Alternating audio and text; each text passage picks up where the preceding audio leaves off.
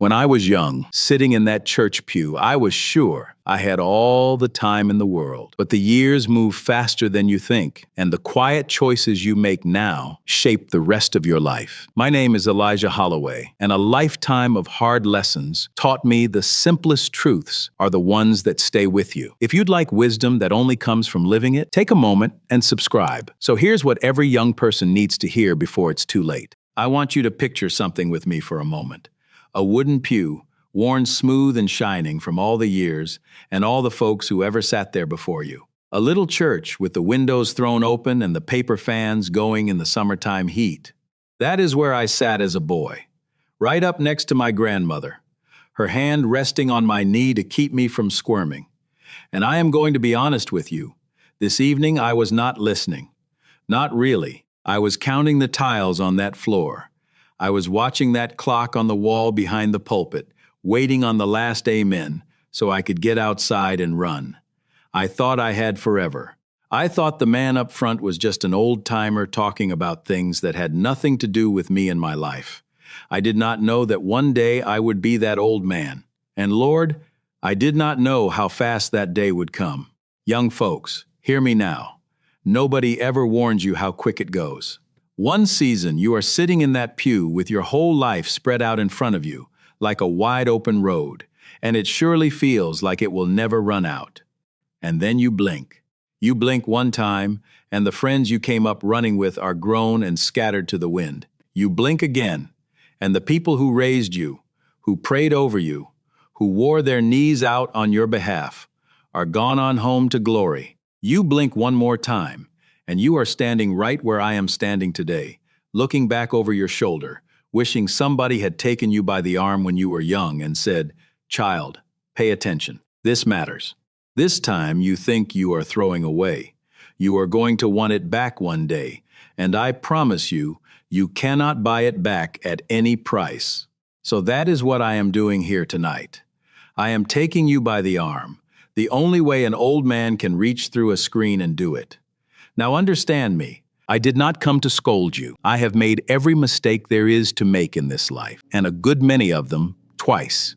I came because I love you, and because I have lived long enough now to see how the story tends to end, for the ones who listened and for the ones who did not. And I will tell you a thing that surprised me. The difference between those two was hardly ever about how smart they were, or how much money their people had, or where they came up from.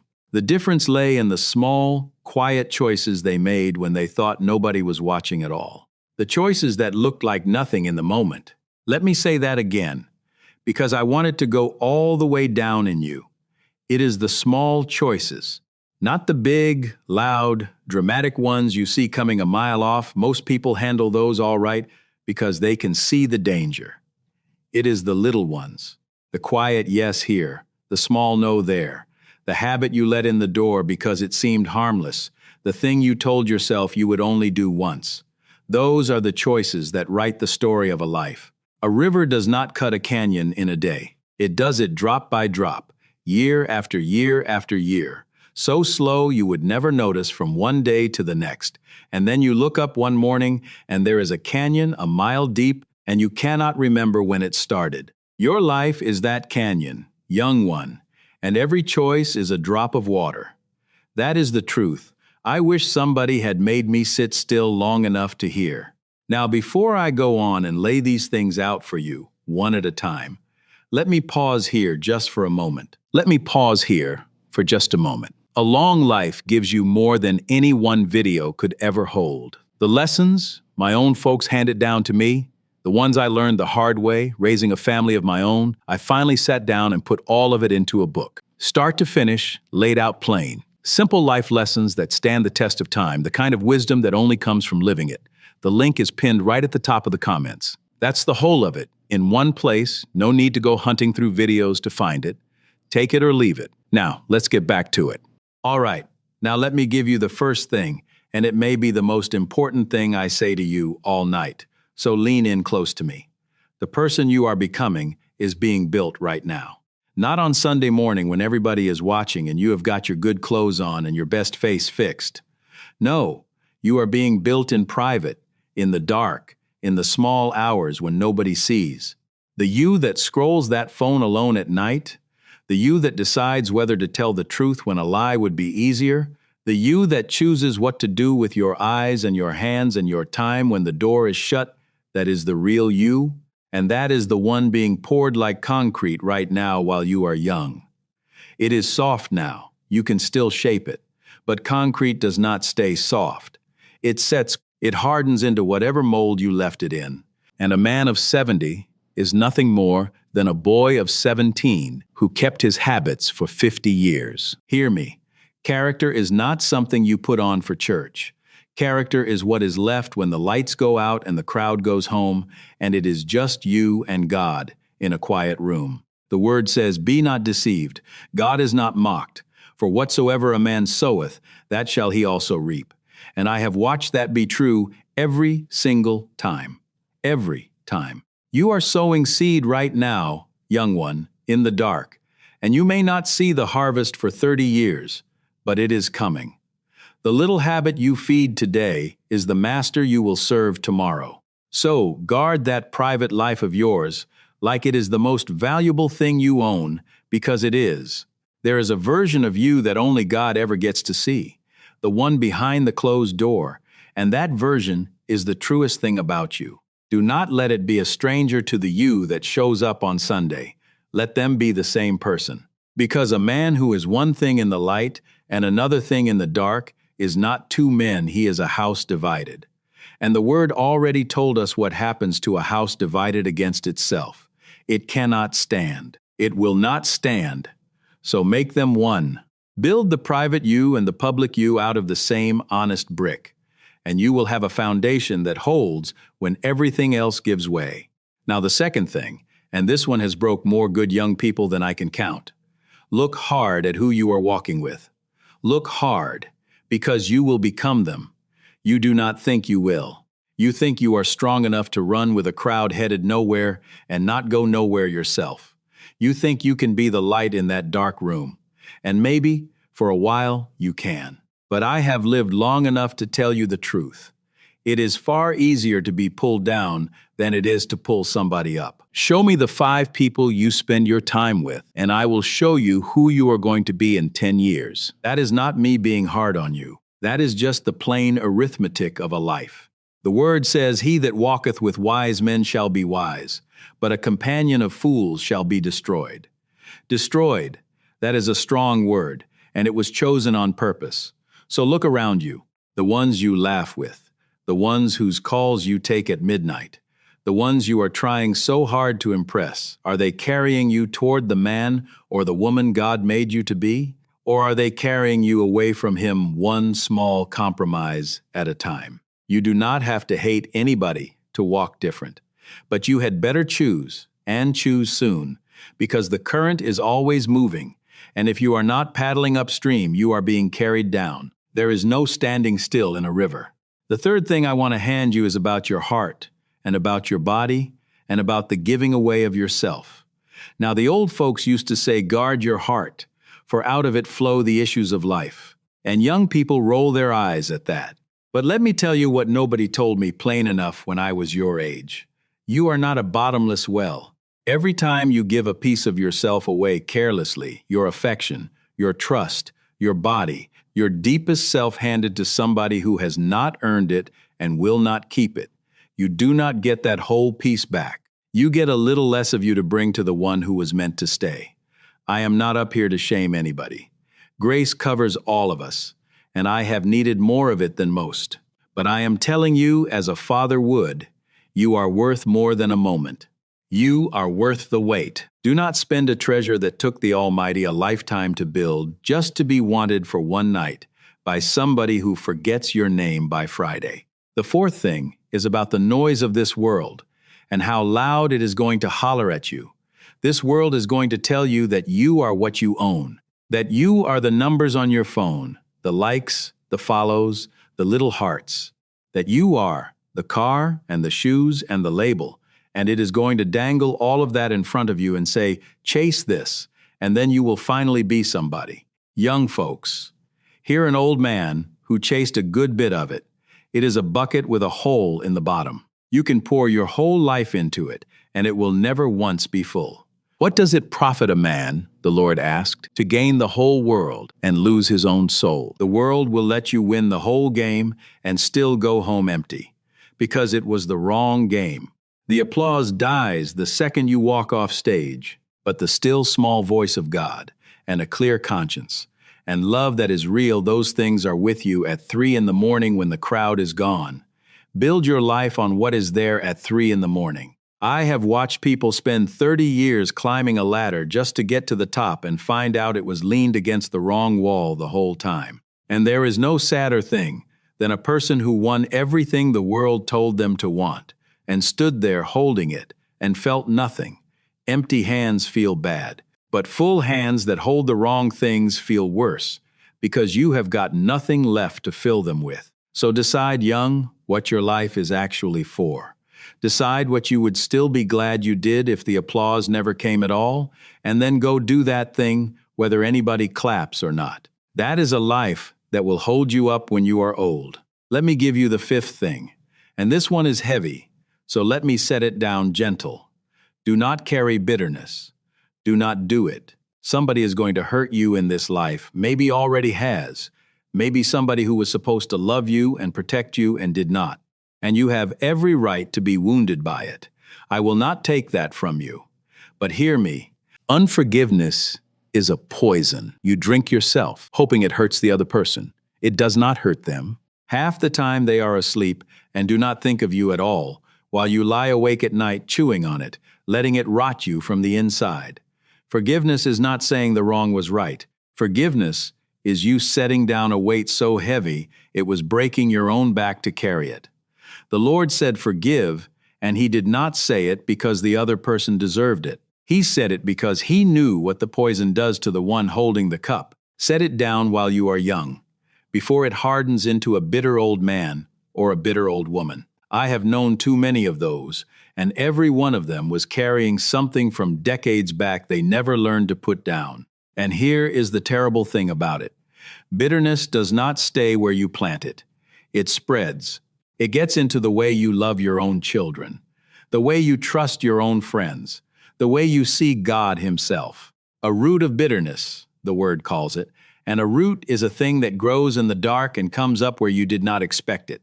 You think you are just angry at one person about one thing, and 20 years later you are a hard, closed, suspicious soul who cannot receive love because you are still guarding a wound nobody remembers but you. Do not let a thing that happened to you for a moment become the thing that defines you for a lifetime.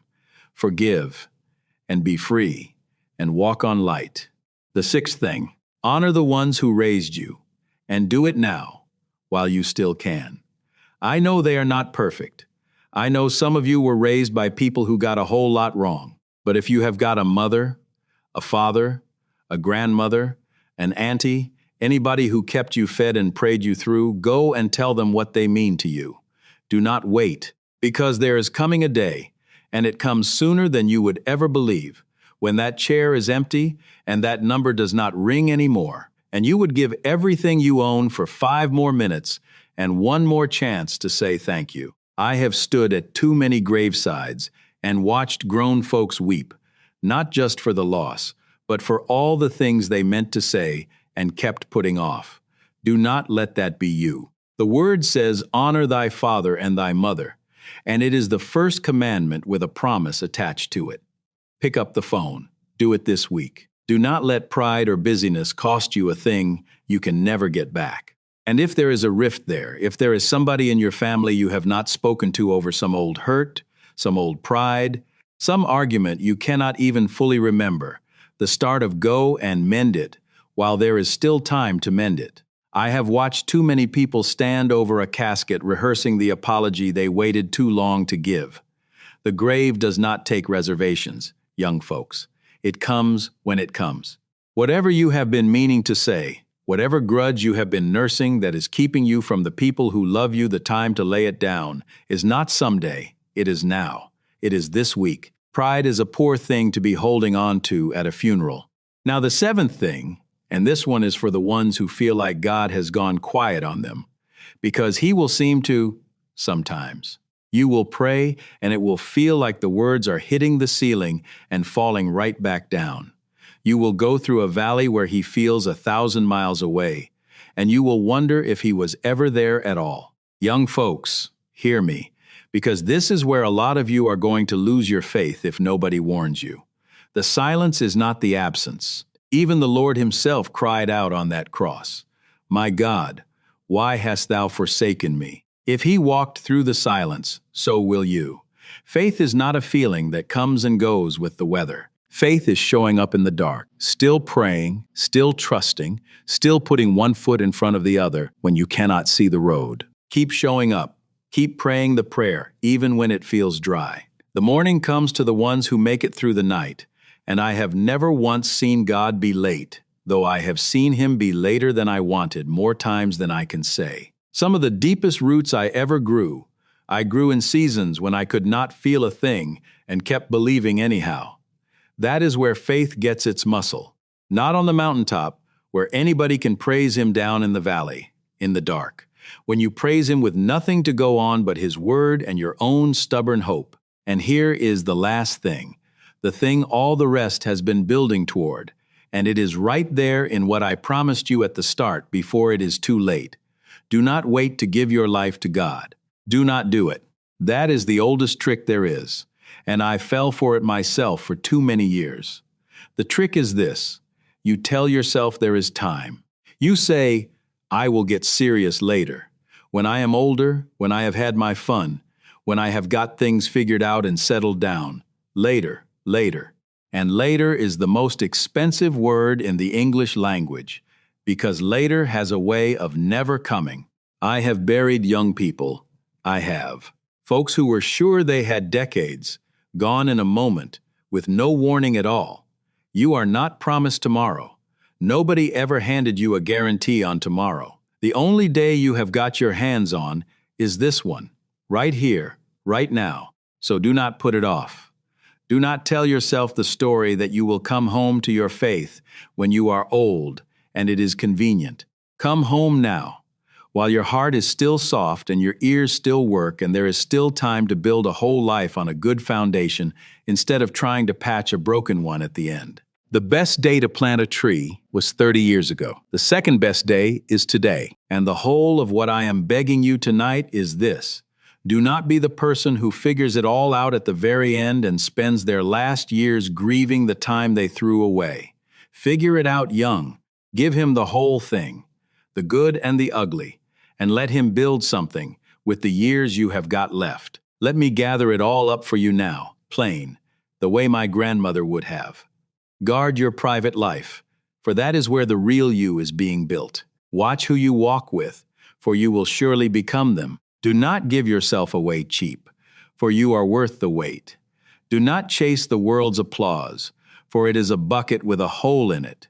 Set down your bitterness before it hardens you. Honor the ones who raised you while their chair is still full. Keep the faith through the silence, for the silence is not the end. And above all, do not wait. Come home now, today, while there is still time. None of it is complicated. The truest things almost never are. But simple is not the same as easy, and living it out will take you all the days you have. Now, I want to hear from you. And I mean that. Tell me down in the comments the one thing an older person once told you that you did not understand until years later. And tell me where you are writing from and how old you are, because I love to see the young and the seasoned both gathered in one place. I read every one that I can, and if you are young and you are reading this and something in it stirred you, do not scroll past it and forget. Let it sit on you. Let it work. The years are going to move fast, child, faster than you can imagine from where you sit.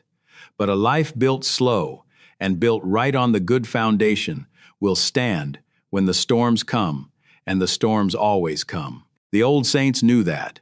They had almost nothing, no money, no comfort, no advantage in this world, and they built lives that outlasted them and still preach to us today, long after their names were forgotten by everybody but heaven.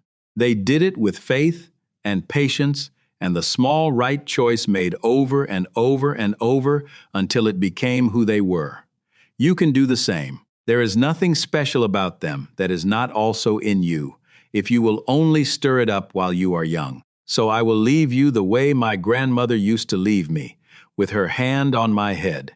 Do not waste your youth, child. It is the one thing you cannot get more of. Do not spend it chasing things that will not love you back. Fill it with what is true and good and lasting.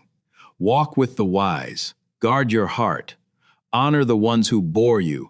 Forgive quick and love hard, and hold nothing back from the God who made you. And when you are old like me, sitting where I sit, looking back over the long road of your years, you will not have my regrets. You will have peace. And peace, young one, is worth more than everything this world ever tried to sell you. Start now. Start today. Do not wait for a better time, because a better time is a lie. The enemy tells you to run out your clock. This is the time. This is the day. And may the God who has kept me all these years keep you all of yours. Go on now, child, and go in peace. Amen. Go with God.